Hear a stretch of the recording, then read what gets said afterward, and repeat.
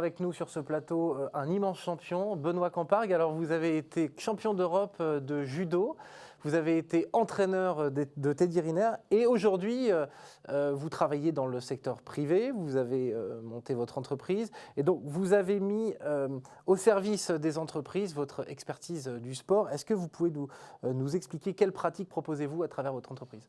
Alors au départ, la problématique répond à un besoin. Aujourd'hui, on est dans des modes de vie modernes, très volatiles, où les personnes sont un petit peu oppressées. Donc ça répond à une problématique du chef d'entreprise déjà, parce qu'il y a beaucoup de turnover dans les entreprises, il y a beaucoup d'arrêts de travail en lien avec la sédentarité, notamment dont on a parlé tout à l'heure, un écran, une position assise qui génère des problèmes de troubles musculo-squelettiques, de risques psychosociaux, les burn-out en particulier.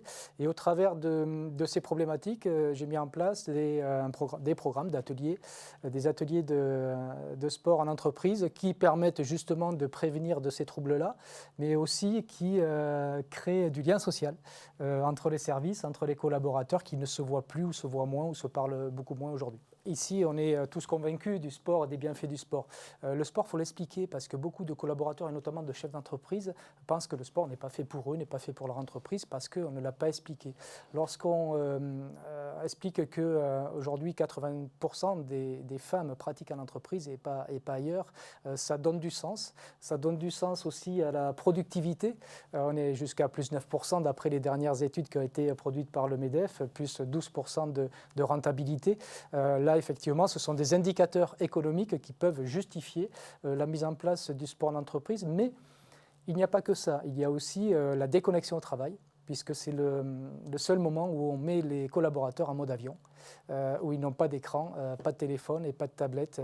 Et il y a une partie qui est collaborative et qui permet d'être mieux dans sa peau, comme on dit, mieux dans son corps et mieux dans sa tête. Je dis toujours que quand on s'occupe de soi, on fait du bien à l'État. Pourquoi ? Parce que, évidemment, on économise en moyenne 250 € aux caisses primaires si on s'occupe de soi. Donc à l'entreprise, pour ma part, évidemment aussi. Mais ce qui est important, c'est la santé des gens, santé mentale et physique. Et puis aussi tout le lien social que ça peut créer. Aujourd'hui, en lien avec la fracture sociale, et le sport est égalitaire, on le sait, et donc il crée aussi des bienfaits sur la société à ce niveau-là. Heureusement que les associations, les clubs sportifs sont là parce que le sport, c'est aussi l'éducation, c'est la santé évidemment. Donc tout ce mouvement sportif qui existe depuis très longtemps œuvre beaucoup dans ce sens, notamment le sport santé. Et il est très important qu'on ait une offre de pratique très variée, comme l'a dit Émilie tout à l'heure, et puis Madame la Ministre. Et à partir de là, on a un maillage sur le territoire qui est très important. Il y a aussi la pratique individuelle qui se développe en lien avec les modes de transport notamment. Peut-être accéléré avec les grèves, mais ces modes de transport aujourd'hui mobiles, notamment la marche, le vélo et la course, se développent à grands pas. Et autant au niveau du mouvement sportif, on dit que les hommes pratiquent plus que les femmes, mais sur la pratique libre, les femmes pratiquent plus que les hommes. Et ça, c'est très important, c'est très égalitaire aussi sur le plan de la pratique homme-femme.